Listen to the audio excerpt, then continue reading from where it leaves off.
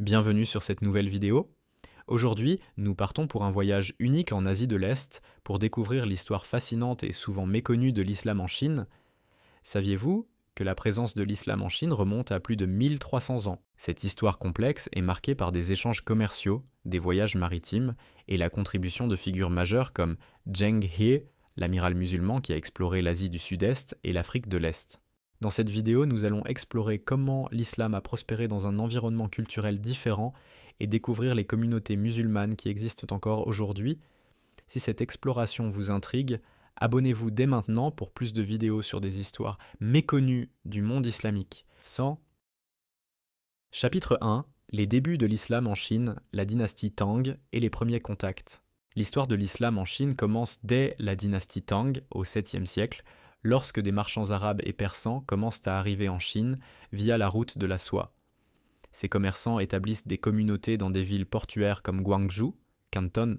À cette époque, les Chinois appellent ces nouveaux arrivants les Dashi, terme utilisé pour désigner les Arabes.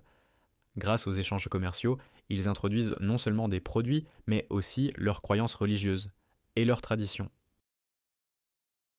Petite anecdote, on raconte qu'un des premiers contacts entre un empereur chinois et un émissaire musulman a eu lieu sous le règne de l'empereur Gaozong, qui a reçu une délégation envoyée par le calife Othman. Cet événement marque l'un des premiers points de contact officiel entre la Chine et le monde musulman. Source Islam in China, A History de Michael. Chapitre 2. La communauté Hui, un groupe musulman unique. La dynastie Yuan au XIIIe siècle, dirigée par les Mongols, voit une augmentation significative de la population musulmane en Chine. Les Mongols favorisent l'immigration de musulmans venus d'Asie centrale et de Perse. Ces populations, au fil des générations, vont s'intégrer et créer une communauté unique, les Hui. Ce groupe ethnique chinois musulman développe une identité distincte, combinant des éléments de la culture chinoise et de la religion islamique. Les Hui adoptent la langue, les vêtements et la cuisine chinoise, tout en conservant leurs pratiques religieuses. Leurs mosquées sont souvent construites dans un style architectural chinois, avec des toits en pagode et des décorations traditionnelles sans minaret, mais respectant les principes islamiques. Petite anecdote, à Xi'an, une des plus anciennes mosquées de Chine, la Grande Mosquée, illustre parfaitement cette fusion des cultures. Construite au 8e siècle, elle ressemble davantage à un temple chinois qu'à une mosquée classique, mais elle est toujours orientée vers la Mecque. Source Islamic Civilization in China de L.J. Newby. Chapitre 3. La contribution de l'amiral Zheng He et les expéditions maritimes. L'une des figures les plus fascinantes de l'islam en Chine est sans doute Zheng He, un amiral musulman de la dynastie Ming.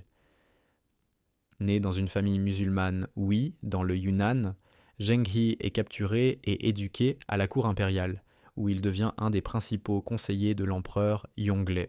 Sous ses ordres, Zheng He mène 7 expéditions maritimes incroyables qui le mènent jusqu'en Asie du Sud-Est, en Inde, au Moyen-Orient et jusqu'en Afrique de l'Est. Ces expéditions renforcent les relations diplomatiques de la Chine avec le monde musulman. Petite anecdote. On raconte que lors de son passage à la Mecque, Zheng aurait laissé des cadeaux somptueux aux pèlerins et aux dignitaires locaux, renforçant ainsi les liens entre la Chine et le monde musulman. Bien qu'il ne soit pas allé lui-même à la Mecque, il aurait envoyé des délégations pour s'y rendre en son nom. Source Zheng He and the Treasure Fleet of the Dragon Throne de Louise Levatz. Chapitre 4. Les mosquées en Chine et leur architecture unique. Les mosquées chinoises sont des témoignages vivants de l'intégration de l'islam dans la culture chinoise. Contrairement aux mosquées traditionnelles que l'on trouve au Moyen-Orient, les mosquées en Chine adoptent souvent une architecture locale.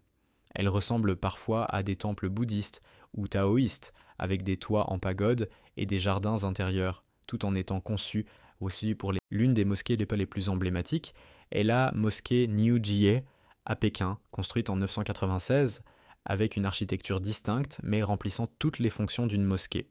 Petite anecdote, selon des historiens, l'architecture chinoise des mosquées était un moyen pour les musulmans de ne pas attirer l'attention et d'éviter les tensions religieuses. À travers ces édifices, ils manifestaient une adaptation respectueuse à la culture locale. Source Islam in Traditional China de Donald Daniel Leslie. Chapitre 5. L'islam en Chine moderne et les défis actuels. Aujourd'hui, l'islam en Chine compte des millions de fidèles, principalement parmi les Hui et les Ouïghours.